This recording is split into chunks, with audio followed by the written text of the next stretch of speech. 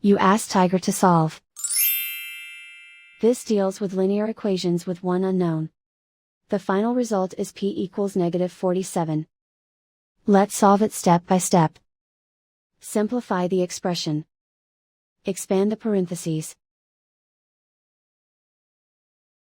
Simplify the arithmetic. Expand the parentheses. Group like terms. Simplify the arithmetic. Group all constants on the right side of the equation. Subtract 14 from both sides. Simplify the arithmetic.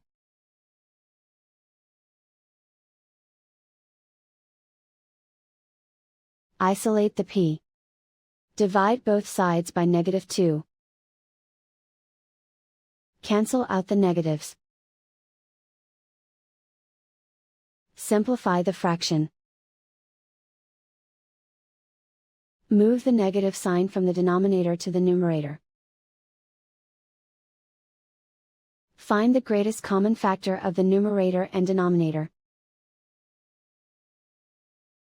Factor out and cancel the greatest common factor.